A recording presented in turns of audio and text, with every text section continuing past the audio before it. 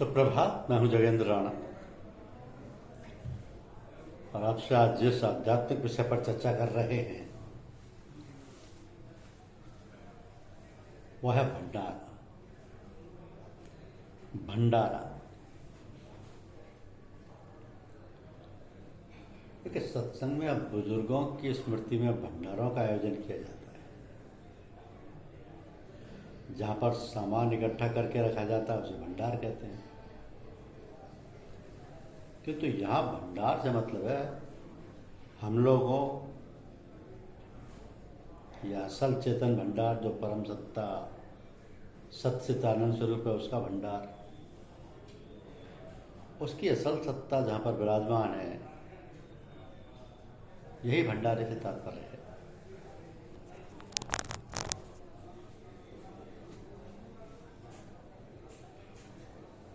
यानी पूजा का भंडार, यानी कि भंडारे के समय पूजा का भंडार खोल दिया जाता है। अर्थात आत्मधार या सूरतधार की दृष्टि होती है।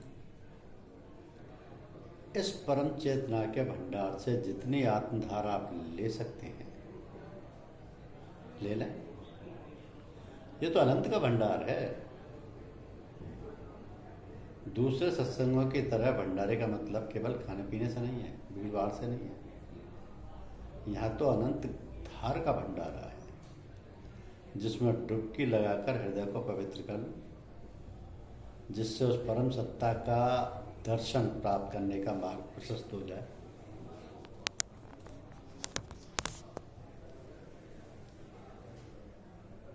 क्योंकि ये असल चेतन का भंडार है, सच्चित आनंद का भंडार है, आत्मधार का भंडार है। इसलिए भंडार करने का वही अधिकारी है जिसकी वहां तक रसोई है या जो वहां तक पहुंच चुका है, जो वहां की सैर कर चुका है और दूसरों को भी वहां तक पहुंचा सकता है।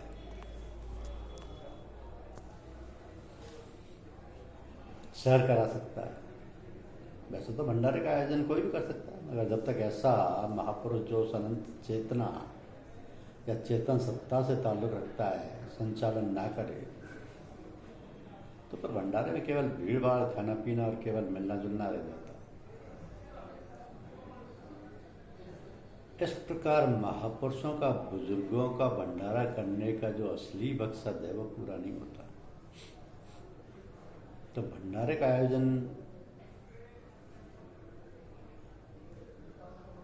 कोई बुजुर्ग ही करता है। प्राय किसी बुजुर्ग की स्मृति में ही ये कार्यक्रम रखा जाता है। तो ऊपर के लोकों में स्थित बुजुर्गों से अनुमति प्राप्त की जाती है, उन बुजुर्गों का आह्वान किया जाता है, उन्हें कार्यक्रम में उपस्थित रहने हेतु विशेष प्रार्थना कर आमंत्रित किया जाता है और उन बुजुर्गों से विनम्र प्रार्थना की जाती है कि वे प्रतिवर्ष अमुक तिथियों में अमुक स्थान पर प्रतिवर्ष उपस्थित रहकर आत्मधार की दृष्टि भक्तजनों पर करते रहें।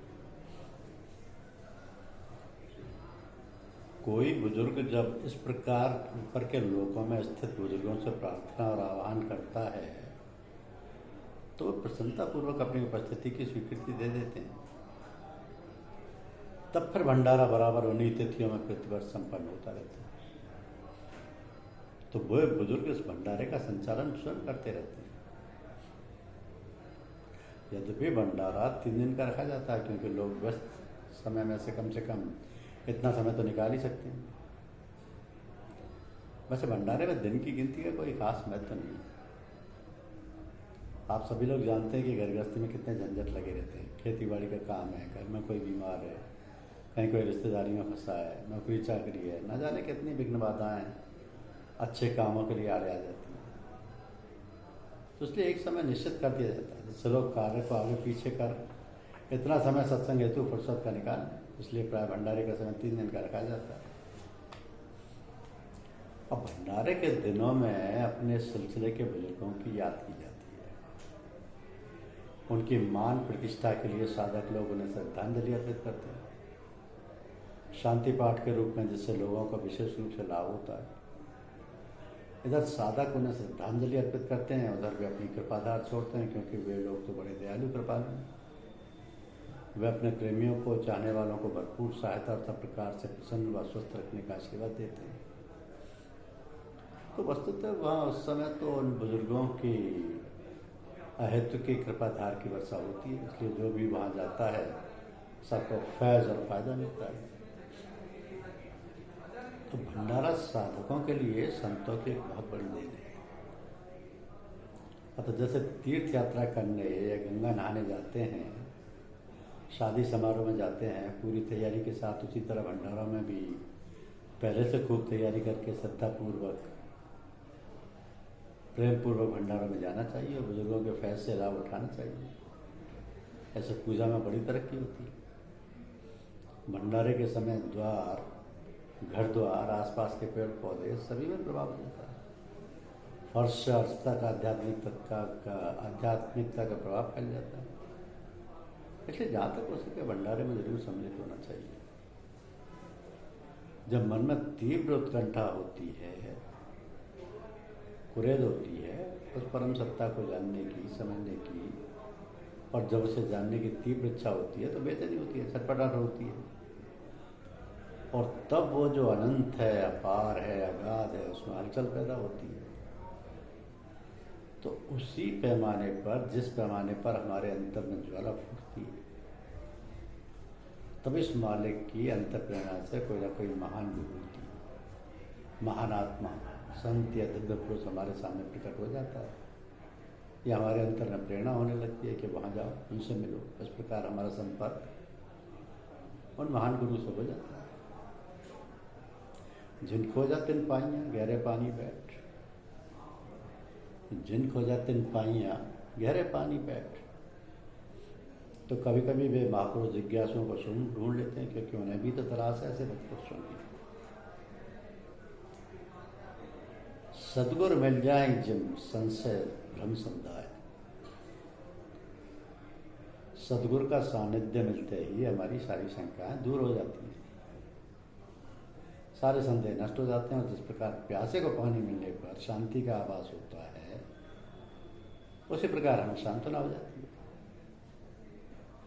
इष्ट पद प्राप्त करने में साधक को कितना समय लगेगा, कुछ कहा नहीं जा सकता, क्योंकि यह तो साधक की सामर्थ्य, शक्ति और लगन की तीव्रता पर आधारित है। इन सब बातों में हमारा प्रयास उतना कारगर नहीं होता जितनी हमारी श्रद्धा और गुरु के प्रति समर्पण। तो समर्पण की अवस्था शनै शनै बढ़ती रहती है और हमारा समर्पण सर्वांगीण होता है।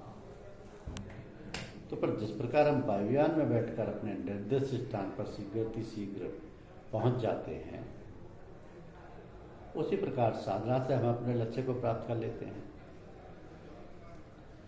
तो हम लोगों की जो साधना पद्धति है, उसका आधार स्तंभ 3 बातें हैं, जिन पर इस सत्संग की नींव आधारित है, और वह सत्संग, सतनाम और सद्गुरु। तात्पर्य यह है कि पहले तो सद्गुरु का आश्रय पकड़ो और उससे नाम की विधि या सतनाम प्राप्त करो, और उससे उनके निर्देशन में दृढ़तापूर्वक, श्रद्धापूर्वक करते रहो। लेकिन सद्गुरु के सानिध्य में ही रहो, अर्थात सत्संग करते रहो। तो साधक को निर्भय होकर सद्गुरु की शरण लेकर निष्कंटक मार्ग तय करना होता है। इस प्रकार ये साधना पद्धति इन 3 बातों पर आधारित होती है। तो जो सत्य का संग करता है वो सत्संगी है। सत्य क्या है? सत्य माने जो सदा सर्वदा एक रस रहता है, जिसमें कभी कोई परिवर्तन नहीं होता, जो सदा से और सदा रहेगा। तो जिसकी सत्ता से समस्त जीवन का अस्तित्व है, जो अजर अमर अविनाशी है, तो ऐसा सत्संग कहाँ मिलेगा? ऐसा सत्संग दुर्लभ अवश्य है, किंतु जो पूंजी है और जिन्हें जिज्ञासा है, उनको ऐसे संत मिल जाएंगे जिनके पास बैठने उठने से, उन्हीं से संपर्क करने से, वे जो अभ्यास बताएं उसे करने से हमें ऐसी बुद्धि, ऐसी चेतना प्राप्त होगी कि हम उस और अग्रसर होने लगेंगे, साधना में जुट जाएंगे और धीरे धीरे सत्य की सत्ता का आभास होने लगेगा। जिससे हमारा आचार विचार और व्यवहार सब सुंदर हो जाएगा और तब हम सत्संगी कहलाने के अधिकारी हो जाएंगे। तो मार्गदर्शक ये सुनिश्चित करता है कि अभ्यासी को किस मार्ग से ले जाना है। हो सकता है वो ऐसे रास्ते से ले जाए और जहाँ कोई तमाशा भीड़भाड़ नहीं है, और यदि भीड़भाड़ वाले मार्ग से ले जाए तो साधक की आंखों पर पट्टी बांध दे, तब कुछ पता नहीं चलेगा किसी बात का। हाँ, जिज्ञासु जब मंजिल पर पहुंच जाएगा तभी उसे एहसास होगा कि वह कहाँ तक पहुंच चुका है। इसलिए साधक को जो अभ्यास बताया जाए उसको बस सांसपूर्वक करता है और डरे ना को, तो समय आने पर सब कुछ ठीक हो जाता है। कभी कभी ऐसा भी होता है कि अभ्यास तो बतला दिया किंतु उस पर चलते नहीं, तो प्रगति कैसे होगी। वस्तुतः ये बात तो अभ्यासी स्वयं समझता है कि वह बतलाए हुए अभ्यास पर चल रहा है अथवा नहीं, क्योंकि अध्यात्म से तात्पर्य है कि हम अपने आप को जानें, अपनी आत्मा को पहचानें, आत्मज्ञान प्राप्त करें, परमात्मा का ज्ञान हासिल करें। जब हम गुरु के सामने बैठते हैं तब कुछ ऐसी बातें छपाए रहते हैं जिनको हम बहुत चाहते हैं, बहुत पसंद करते हैं, और उनको हम किसी भी प्रकार से छोड़ना नहीं चाहते। इस प्रकार की जो वासना इच्छा हम अपने अंतर में छिपाए रखते हैं उसे ही निजमन कहते हैं, और बिना इसके समर्पण के साधक एक जगह पर अटका रहता है। तो साधन चातुष्ट में 4 बातें हैं जिनकी जानकारी साधन करने वालों को होनी चाहिए। ये 4 बातें हैं विवेक, वैराग्य, षड संपत्ति और मुमुक्षत्व।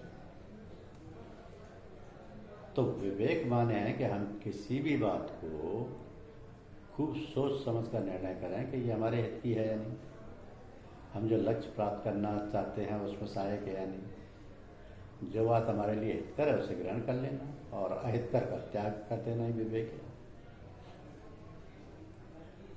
दुनियादारी के प्रलोभन और आकर्षण हमारे मन को उद्वेलित करते रहते हैं, जबकि उनकी प्राप्ति का प्रयास हमारे हित में नहीं है। इस तरह की भावना जब हमारे अंतर में घर कर जाएगी तो उसमें वैराग्य का प्रादुर्भाव हो जाएगा। षड संपत्ति में 6 बातें हैं, शम, दम, तितिक्षा, उपरति, शंका और समाधान। तो वैराग्य आते ही मन को शांत और समन करने की बात सोचें, क्योंकि जब तक मन अशांत और इच्छाओं का समन नहीं होगा तब तक हम कोई भी काम सुचारू रूप से नहीं कर पाएंगे। मन के शांत होते ही दम आ गया, यानी इंद्रियों का दमन करना, शम का प्रादुर्भाव होते ही हमारे अंतर में तितिक्षा का भाव जागृत हो जाएगा। तितिक्षा माने शीत उष्ण को सहन करना, मान अपमान व निंदा आदि को सहन करना। उसके बाद उपरति का भाव आता है, जिसका तात्पर्य है किसी भी वस्तु से किसी बात का लगाव नहीं, अपने काम से काम, किसी से कुछ लेना देना नहीं। इस प्रकार की दशा पैदा होने के बाद हमारे अंतर में श्रद्धा का उदय हो जाता है। हम अपनी भावना से, हृदय से, उस प्रियतम की ओर से अपनत्व की भावना पैदा हो जाती है और ऐसा भासने लगता है कि जो कुछ हो रहा है वह हमारे हित के लिए ही है। जब ऐसा भाव हृदय में जागृत हो जाता है तो हमारी सारी शंकाओं का समाधान हो जाता है। हमारे अंतर में कोई शंका, कोई संदेह नहीं होता है। मन शांत और हृदय शुद्ध बुद्ध हो जाता है। मुमुक्षत्व का मतलब है, इस प्रकार साधन चतुष्ट की चौथी बात मुमुक्षत्व की शुद्ध पवित्र भावना प्रस्फुटित हो जाती है। शुद्ध पवित्र भावना प्रस्फुटित हो जाती है। मुमुक्षत्व की भावना से संसार के सारे बंधन कट जाते हैं। हमारे अंतर में शांति और आनंद का सागर लहराने लगता है। मन में किसी भी प्रकार की उद्विग्नता नहीं रहती। इस तरह मनुष्य जीवन मुक्त हो जाता है। तो यही साधन चातुष्ट है, जिसका विधिवत अनुसरण किसी विज्ञ पुरुष की देखरेख में करने से, उनसे विधिवत शिक्षा लेने से सफलता आसानी से मिल जाती है। देखिए, 5 ज्ञानेंद्रिया और 6ठा मन, इसको षड्रिपु या षड्विकार कहते हैं। तो 5 ज्ञानेंद्रियों के द्वारा ही हम सभी विषयों को ग्रहण करते हैं। ज्ञानेंद्रियों का संचालन मन द्वारा होता है। तो किसी ज्ञानेंद्रिय द्वारा विषय को ग्रहण करने पर ही मन में विकार उत्पन्न होता है। परंतु यदि हम विषय के आने पर उसको भगवत स्वरूप माने तो विकार का जन्म नहीं होगा। जो इंद्रिय है जिस विषय को ग्रहण कर रही है उसके प्रति मन में शुभ धारणा बनाकर शुभ संकल्प करें और अपने अंतःकरण को भगवान की ओर प्रेरित करें। सभी इंद्रियों को भगवान के कार्य में लगाकर सभी कार्यों को भगवान का समझकर भगवान के लिए ही करें और भगवान को ही समर्पित करें। इससे विकार कम होते जाएंगे और भगवान के प्रति प्रेम बढ़ेगा।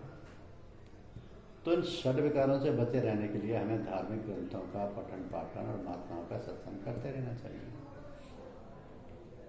कभी कभी मानसिक तनाव होने से पूजा पाठ में विघ्न पैदा हो जाता है और मन उच्चाट हो जाता है, तो साधक खींचातानी करता है किंतु मन और भी अधिक उछल कूद करता है। ऐसी अवस्था में साधक को चाहिए कि पूजा पाठ से उठ बैठे और किसी ऐसे कार्य में लग जाए जिससे मन पर बोझ या दबाव ना पड़े। कोई ऐसी हंसी खुशी की बातें करने लग जाए या ऐसी पुस्तक पढ़ने लग जाए जिससे मन को हंसाने वाली, हर्ष तथा उल्लास करने वाली बातें हों। तो पूजा करने से पहले हम अपने मन को सब विचारों से शून्य कर लें। इसके लिए पूजा प्रारंभ करने से पहले प्रार्थना, शांति पाठ, भजन गाने की प्रथा रखी गई। प्रार्थना या भजन उच्च स्वर में गाने से एकाग्रता जल्दी हो जाती है। यदि प्रार्थना या भजन करने का अवसर ना हो तो थोड़ी साधारण श्वास प्रश्वास क्रिया यानी प्राणायाम करने से भी मन शांत हो जाता है। अब पूजा में तरह तरह के विचार आते रहते हैं और हमारी साधना चलती रहती है। विचार आते जाते रहते हैं, ठीक वैसे ही जैसे हम रास्ता चलते हैं और हम जा रहे हैं, दूसरी ओर से और लोग आ रहे हैं। ना हम उनसे बोलते हैं और ना ही वे हमसे बोलते हैं। वे अपने रास्ते जा रहे हैं। इसी प्रकार के विचारों का आना तो अच्छा है, जिसमें हमें कोई रुकावट नहीं होती। इससे तो हमारे अंदर की सफाई होती रहती है। इस हालत को अच्छा माना जाता है। ऐसे साधकों को घबराना नहीं चाहिए। विचारों का ऐसा प्रभाव जो हमारी साधना को रोक देता है, मन विचारों के साथ बहने लगता है, उन्हीं में खो जाता है, तो ये अवस्था ठीक नहीं। इस अवस्था में विचारों को हटाने का प्रयत्न नहीं करना चाहिए। उस समय ये करना चाहिए कि ध्यान रोककर इष्ट देव का ख्याल करें कि वह हमारे सामने विराजमान और उनकी ओर से प्रकाश, आनंद और शांति की धारा प्रवाहित हो रही है, तो जो हमारे चारों ओर फैली हुई और उसी धारा में हम डूबे हुए बैठे हैं। तो हमें ऐसा लगे कि प्रकाश और आनंद तथा शांति की धारा हमारे अंदर प्रवेश कर रही है, जिसके फलस्वरूप जो भी विचार, भाव, संस्कार हमारे अंदर समाये हैं और बाहर निकल रहे हैं और पीछे की ओर जा रहे हैं। ऐसा करने से जो विचार रुकावट डाल रहे थे वे भाग जाएंगे और फिर हम अपनी साधना आरंभ कर दें। इसके अलावा ध्यान के बीच में एक ख्याल करते रहें कि ईश्वर मेरा लक्ष्य तू है, तू मुझे अपनी इच्छा अनुसार चला और मुझे अपना सच्चा प्रेम और ज्ञान प्रदान कर। इससे भी हमारे अंदर अन्य विचार नहीं आने पाएंगे, क्योंकि दुनियादारी से सांसारिक कार्यकलाप में आवश्यकता से अधिक मन नहीं लगाना चाहिए। इसके लिए अपने सांसारिक कार्यों को, घर गृहस्थी के कामकाज को अपना समझकर भगवान का, अपने इष्ट देव का, अपने गुरुदेव का समझ कर करें। सब कुछ उन्हीं का है, अब मैं उन्हीं के लिए कर रहा हूँ, मैं भी उन्हीं का हूँ, ये कार्य भी उन्हीं का है। ये घर गृहस्थी है, लड़के बच्चे, घर बार, नौकरी चाकरी, खेती बाड़ी सब उन्हीं का दिया हुआ है। मैं तो केवल श्रमिक हूँ। इस प्रकार का भाव बनाए रखने से उसमें लगाव नहीं रहता है। लगाव तो केवल भगवान से रहता है। कार्य आरंभ करते समय और अंत में प्रभु को अर्पण कर देना चाहिए। इस तरह धीरे धीरे दुनिया से लगाव कम हो जाए। ओम हरि, धन्यवाद।